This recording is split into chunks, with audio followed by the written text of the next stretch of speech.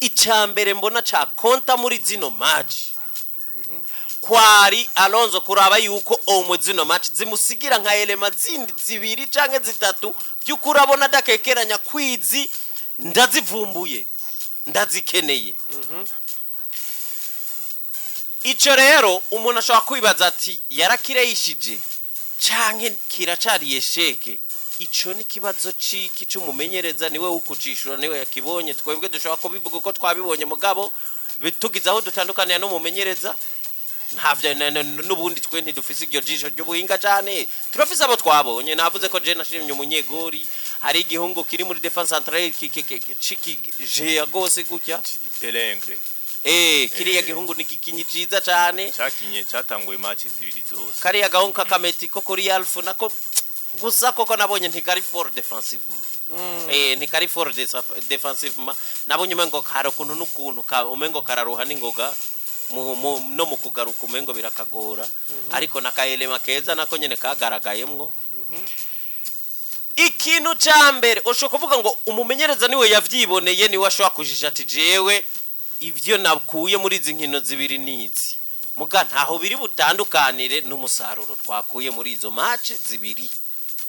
umusaruro ni ujustifia kwa abakinyi twapimye bari beza canke ari babi ni match zibiri ni egalisation imwe yindi twakubizwe ntabwo ari byiza kuko uko twokwita abakinyi beza gutu ko bo bari bashasha kose ya Alonso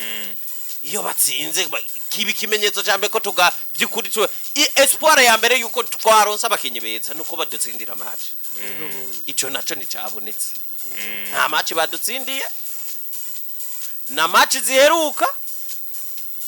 zimwe za twagenda muri ntuzenya za Gambia na wanashima ko mbushiremwo oya izigeza ziri officiel nyimba ari ikintu muri ko murabona izi match ya Mikale za Ndayiragije Etienne ziriko ziratandukana n'ama match yo muri competition kuko muri match ya Mikala kugerageza abakinyi bashasha kuburyo muri competition agenda afisa abakinyi biyiwe amaze gukonfirma wanaraba umusaruro w'ama match ya Mikala ni mubi kurusha uwo mu ma competition kuko nta match ya Mikala Alonso sinzi ko ico kintu wakibona dushobora kuvuga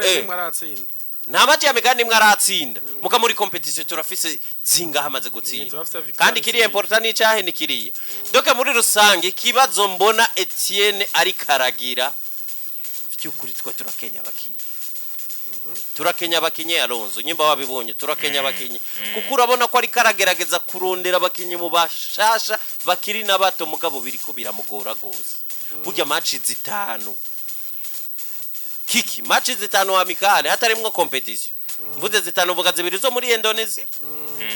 iyejo bundi ya Algeria nizi zibiri izo match zirakuye kugira ngo vyukuri ekipe yawe wayubatse 11 na 11 babasubirira canke muri abo 30 muri rusange hamwe usigara uvuga uti muri aba 30 ninda za kuba mwiza kurusha uwundi ninde nza gukenera kurusha uwundi ico kintu ndabona kiracamuga se kibazo cyo mumenyereza vrema kubganje se kibazo cyo mumenyereza ndabona mumenyereza hari ibibazo afise kandi ntari buje muhira ngo afata abana be babaza nivyo yasanzeho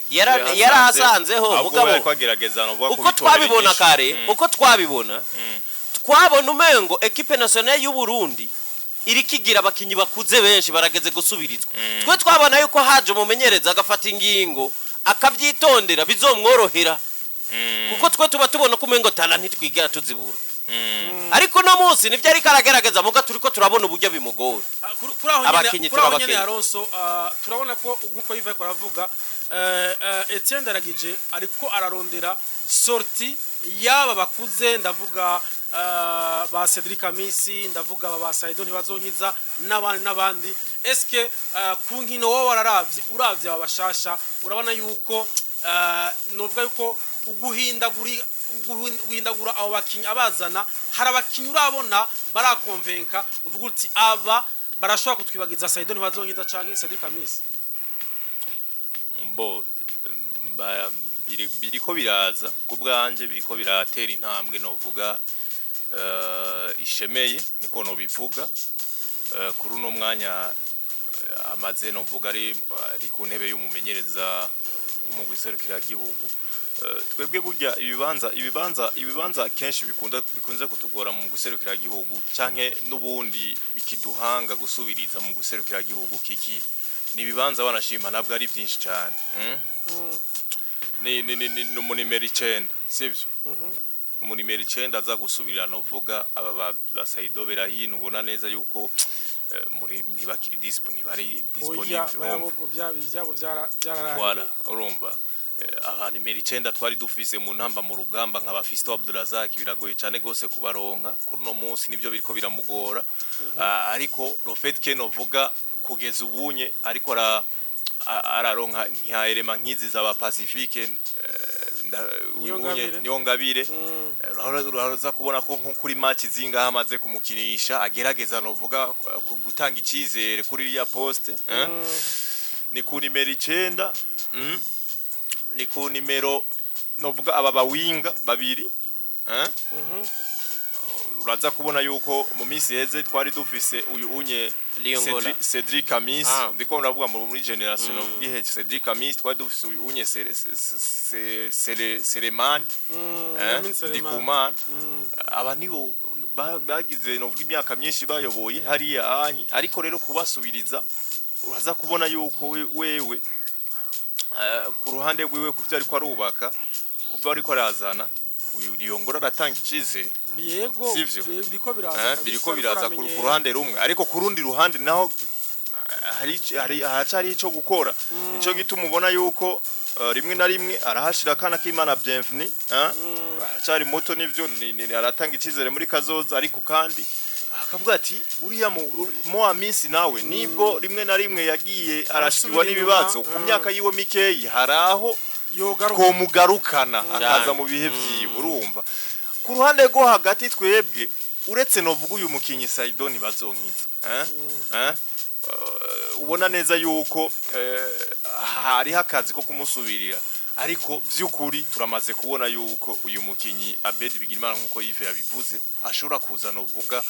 agaheka equipe ku nimero 10 kandi bikagenda neza hari match novuga Saido ntibazonkiza tarahari Dairagije yavyitwayemwo neza kumbura bivanye novuga nuno mukinyi ku ntererano yiwe yagiye aratanga kandi yagiye novuga atanga icizere ku barundi Abedi Bigirimana by'ukuri ku nimero 10 Abedi Bigirimana hamwe yoronka novuga hamwe Dairagije yoronka uyundi mukinyi kumbure yoba afise